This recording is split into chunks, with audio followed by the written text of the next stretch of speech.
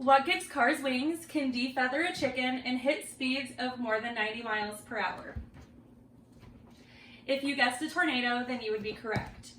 So I've grown up in Nebraska, which is considered part of Tornado Alley. And being in Nebraska, we see quite a few tornadoes, and that has given me the fascination that I have today. So today I'm going to inform you about tornadoes.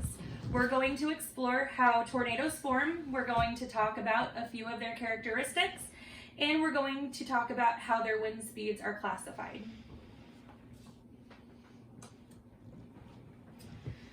So in an article from the National Geographic published on August 28th of 2019, most tornadoes come from what's called a supercell, which is just a thunderstorm that already has winds in rotation.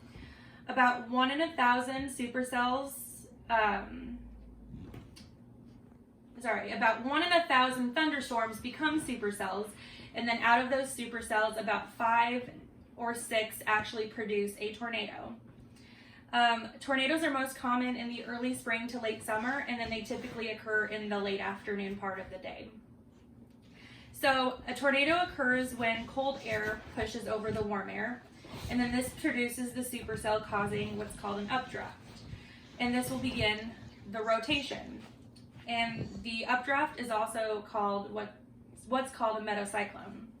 So the mesocyclone will continue to draw the warm air, and the rotation speeds will start to increase. The cool air in return provides more energy, which increases the speed of the rotation. And then as the speeds continue to increase and the funnel touches the ground, we now have what's called a tornado. Which brings me to my next slide. We're going to talk about some of their characteristics. So in our pictures here, we have a tall, skinny tornado, and then we have a short and big tornado. So you can see the difference there. Those are just a few characteristics. They can vary from shape, color, rotation, size, and wind speed. But today we're going to just talk about size and wind speed. Tornadoes can vary in size. On average in the U.S., you can see a tornado anywhere from 500 feet across or as narrow as a few feet or 2 miles wide. According to the National Geographic article that I mentioned earlier, tornadoes don't usually travel for more than 6 miles before they die out. Now let's talk about wind speed. In an article written by John Snow called Tornadoes, published on May 7th of 2020, tornadoes that can have extreme wind speed can occur in the corner region of a tornado. And then according to the Doppler radar readings, they suggest that the maximum possible wind speed generated can be anywhere from 280 to 360 miles per hour, which can be categorized as an EF5 tornado. Though most researchers believe that those wind speeds are on the lower end of that range. Today, we use what is called the EF scale when assigning those wind speeds. Now we're going to talk about how those wind speeds are classified.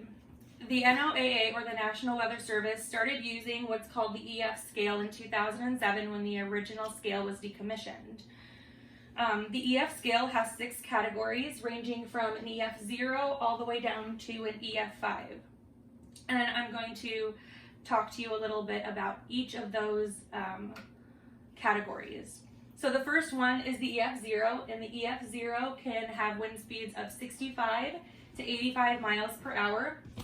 And this can cause minor damage such as peeling surfaces off of roofs, branches being broken off trees, and sidings and gutters being torn off of houses. The second category is the EF1, and that ranges from 86 to 110 miles per hour. And this can cause moderate damage, such as roofs being severely stripped, mobile homes can be turned over, and the loss of exterior doors and breaking of glass can happen during the EF1. The third is the EF2, and this can have wind speeds of 111 to 135 miles per hour.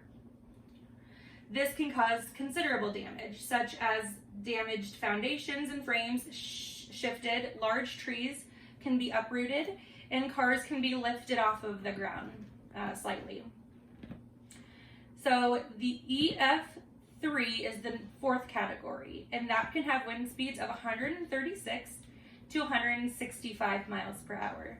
And this can cause severe damage, such as trains being turned over, cars being lifted significantly and thrown, and large buildings can be damaged.